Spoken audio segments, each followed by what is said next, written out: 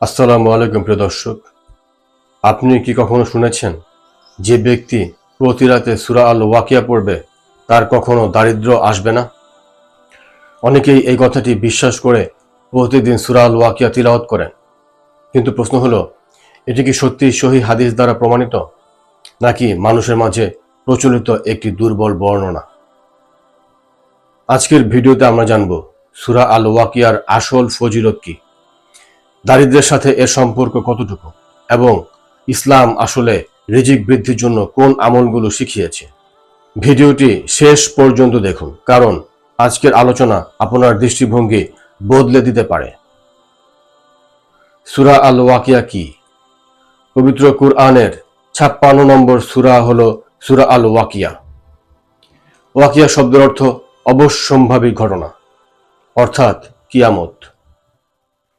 এই সূরায় মূলত আলোচনা করা হয়েছে কিয়ামতের ভয়াবহতা, জান্নাতীদের পুরস্কার, জাহান্নামীদের শাস্তি, আল্লাহর অসীম ক্ষমতা, মানুষের রিজিক ও সৃষ্টি রহস্য। এই সূরাটি মানুষের অন্তরে আখিরাতের ভয় ও আল্লাহর প্রতি ভরসা সৃষ্টি করে।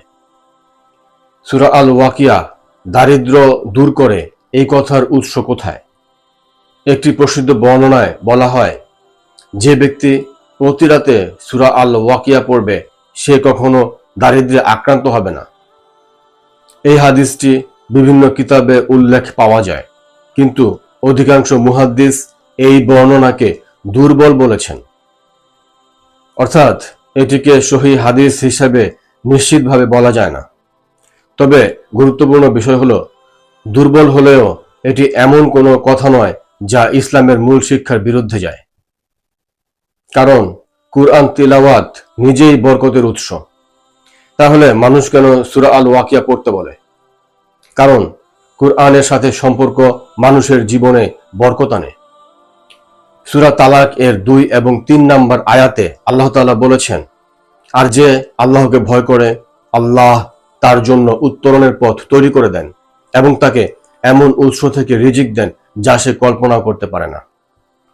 অর্থাৎ প্রকৃত তাকওয়া, ইবাদত ও আল্লাহর উপর ভরসা রিজিক বৃদ্ধির কারণ হতে পারে। অনেক আলেম বলেছেন, সূরা আল ওয়াকিয়ায় আল্লাহর নিয়ামত ও রিজিকের আলোচনা আছে। এটি নিয়মিত পড়লে মানুষের অন্তরে তাওয়াক্কুল বৃদ্ধি পায়, গুনাহ কমে এবং বরকত আসে। শুধু সূরা পড়লেই কি ধনী হওয়া যাবে? না, ইসলাম কখনো অলসতা শেখায় না। শুধু সূরা আল ওয়াকিয়া পড়ে বসে থাকলে টাকা আকাশ থেকে নেমে আসবে, এমন ধারণা ভুল। ইসলাম আমাদের শিখিয়েছে হালাল উপার্জন করতে, পরিশ্রম করতে, হারাম থেকে বাঁচতে, দোয়া করতে, ইস্তেগফার করতে, আল্লাহর উপর ভরসা রাখতে।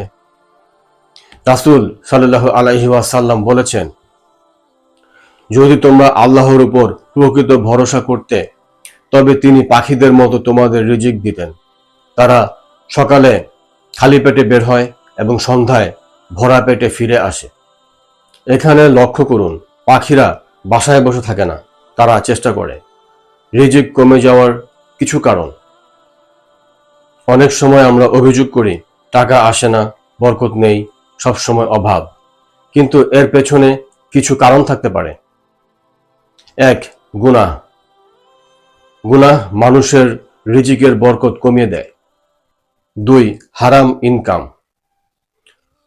অবৈধভাবে সম্পদ উপার্জন করা, প্রতারণা করা, এগুলো বরকত নষ্ট করে। 3. নামাজে অবহেলা। যে ব্যক্তি আল্লাহকে ভুলে যায় তার জীবনে অশান্তি আসে। 4.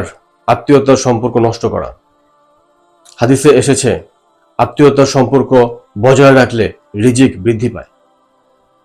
দারিদ্র্য দূর করার জন্য ইসলাম যে আমলগুলো শিখিয়েছে: 1. বেশি বেশি ইস্তেগফার পড়া।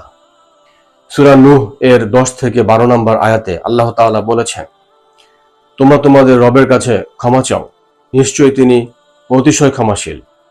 তিনি তোমাদের উপর প্রচুর বৃষ্টি বর্ষণ করবেন, সম্পদ ও সন্তান দ্বারা সাহায্য করবেন। অর্থাৎ ইস্তেগফার রিজিক বৃদ্ধির বড় কারণ। 2. 5 ওয়াক্ত নামাজ। নামাজ শুধু ইবাদত নয়, এটি জীবনের বরকতের দরজা খুলে দেয়। 3. তাহাজ্জুদ। রাতের নির্জনতায় আল্লাহর কাছে কান্না করে দোয়া করলে আল্লাহ বান্দার জন্য অসম্ভবকেও সহজ করে দেন। 4. দান সৎকার। অনেকে মনে করে দান করলে টাকা কমে যায়, কিন্তু ইসলাম বলে দান সম্পদ কমায় না, বরং বরকত বাড়ায়। 5. কুরআন তেলাওয়াত। সূরা আল ওয়াকিয়া সহ পুরো কুরআনই বরকতের উৎস। প্রিয় ভাই ও বোনেরা, ভাবুন তো, আমরা কত সময় দুনিয়ার চিন্তায় কাটাই, কিন্তু আল্লাহর সাথে সম্পর্ক ঠিক করার জন্য কতটুকু সময় দেই। হয়তো আপনার রিজিকের দরজা বন্ধ হয়নি, বরং আল্লাহ তাআলা চাইছেন আপনি তার দিকে ফিরে আসুন। হয়তো আপনি শুধু টাকা নয়, মনের শান্তিও খুঁজছেন, আর প্রকৃত শান্তি শুধু আল্লাহর স্মরণেই। তাহলে প্রশ্নের উত্তর কি? সূরা আল ওয়াকিয়া কি সত্যিই দারিদ্র্য দূর করে? আমরা বলতে পারি এই বিষয়ে যে হাদিসটি প্রচলিত তা দুর্বল, কিন্তু কুরআন তেলাওয়াত অবশ্যই বরকতের কারণ। সূরা আল ওয়াকিয়া মানুষের অন্তরে ঈমান, তাকওয়া ও আল্লাহর উপর ভরসা বৃদ্ধি করে, যা রিজিক ও জীবনের বরকতের গুরুত্বপূর্ণ কারণ হতে পারে। তাই শুধু সূরা পড়াই নয়, আমাদের জীবনও বদলাতে হবে। আল্লাহর অবাধ্যতা ছেড়ে তার দিকে ফিরে আসতে হবে।